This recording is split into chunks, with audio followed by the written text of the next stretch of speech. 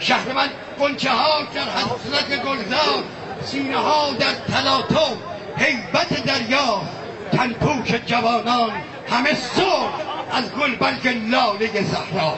شهر من دوستان بال کبوترهاش همه زخمی، شهر من بال کبوترهاش همه زخمی، ناودانهاش همه چینی، گنبدهاش همه نیلی، جاده از عشق قناریخی، از جو از خون جوانان لبریز. نگی زدی تو خواب همه ملاها، نگی فتوا دادن تو همه سایتا، نگی از شاهین مثل سگ ترسیدن، نگی با این همه گشنه آواره کلی پول واسه سرش بریدن، نگی نمیدونی اینجا هوا چطوره، هوا اینجا عالی عالی، آدماشم یه جورایی خالی خالی، جنتی ابروها میخونه، یه جورایی ارور زده مخش این دیوونه. نگی از سیاست دیگه خسته شدیم، خودمون دیگه یه پا رسته شدیم، نگی شنیدم که خوب ترکوندی، بعضی از ملا رو بد جوری چزوندی. بعد از تمام این ترانه ها و آوازها میرسیم به ترانه‌ای که برای من و برای شما پر از خاطره هست.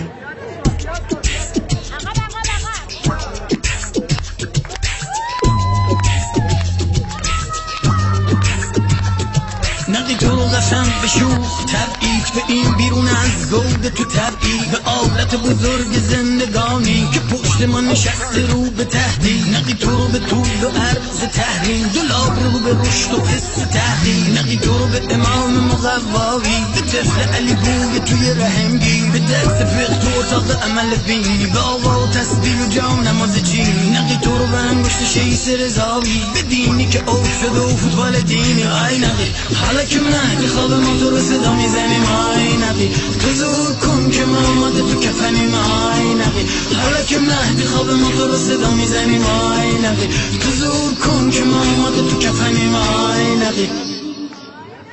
نگی تو رو قسم به عشق و بیاد را، تو رو به لنگای هوا شده و چاکرا، تو رو به زنگت و مرغ و گوشت و ماهی، سیمه سیلیکونی و به کارت راه را. نگی تو رو به ممه های گلی شفته، به آبروی نداشتی که از ما ریخته. نگی تو رو به نژاد آریایی، به پلاکی که به گردن آویخته. نگی جون من تو رو به ششول فرنوز، 3000 میلیارد زیر گنبد کبود، خلیج فارس و ارومیه هم قصه بود، راستی اسم رهبر جنبش سبز چی بود؟ آی نگی حالا که مهدی خواب ما تو رو صدا میزنیم، آی نگی تو زور کن که ما آماده تو کفنیم، آی نگی حالا که مهدی خواب ما تو رو صدا میزنیم، آی نگی تو زور کن که ما آماده تو کفنیم، آی نگی آی نگی آی نگی آی نگی آی نگی آی نگی آی نگی. به رحلت جنگوز امام عمر، به سیاسیون فسیلی تو غربت، به پیباهای با کلاس پلاس دیسکو، به بحثای روشن فکری تو چرخ غیرت مردای اون کاره، به زنان مدافع حقوق مرد،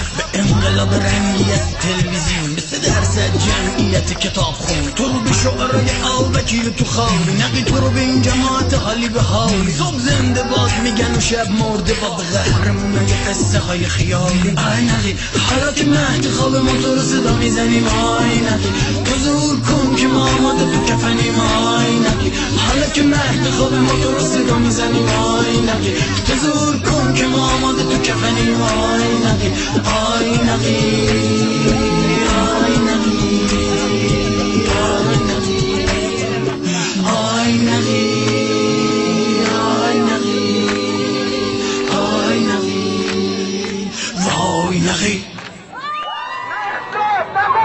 هر دو فدای ایران، اسلام نه قرآن، هر دو فدای ایران، اسلام نه قرآن، هر دو فدای ایران، اسلام نه قرآن، هر دو فدای ایران، اسلام نه قرآن، هر دو فدای ایران، اسلام نه قرآن، هر دو فدای ایران. اومدم مثل همه شما وظیفه خودم دونستم که از آزادی بیان دفاع بکنم، نه تنها از اینکه شاهین نجفی حالا تهدید به قتل شده یا چیز دیگری.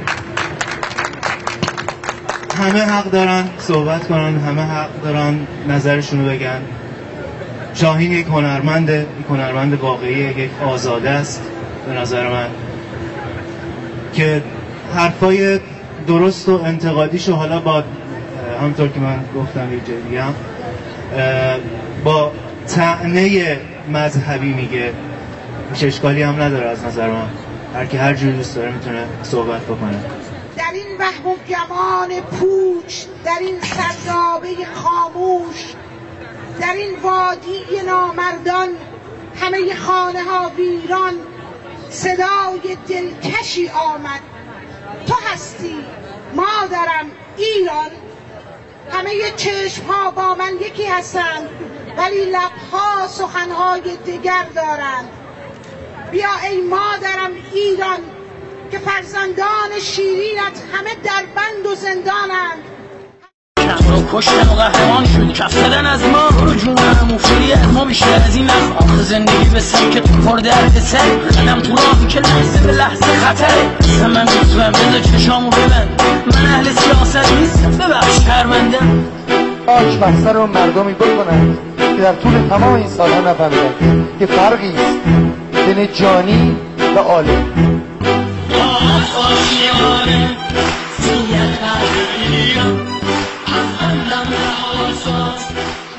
آرمان دارم به یاری خداوند ایران، آگاهی و بینش منطقی بین روشناندیشان و کنشگران کیانی و فرهنگی ما بیاید و ارزانی بدارد که دست از برگ درخت اسلامی برداشته و به مبارزه با ریشه این درخت اهریمنی و خانمانسوز بپردازند. امروز من نه 10 نه 100 نه 1000 من میلیون ها ایرانی هستم که بغض 1400 ساله خود را با فریاد نه اسلام نه قرآن جانم فدای ایران فریاد خواهم زد. ایران هرگز نخواهد بود. آینده ایران. 4 سال و نیمه که اومدن به این کشور و تا جان در بدن دارن و من دفاع میکنم از هموطنانم و خیلی سپاسگزارم که از تمامی عزیزانی که این تشکیلات رو اجرا کردن و من از راه خیلی دوری اومدم که دفاع کنم. بدونیم که این هنرمند واقعا برای ما عزیز هستش، عزیزه به تمام هموطنانی که چه اینجا هستن چه در ایران، بدونن که تنها نیستن. اسلام نه قرآن هر دو فدای ایران. نه اسلام نه قرآن هر دو فدای ایران. نه اسلام نه قرآن هر دو فدای ایران. نه اسلام نه قرآن هر دو فدای ایران. نه اسلام نه قرآن هر دو فدای ایران.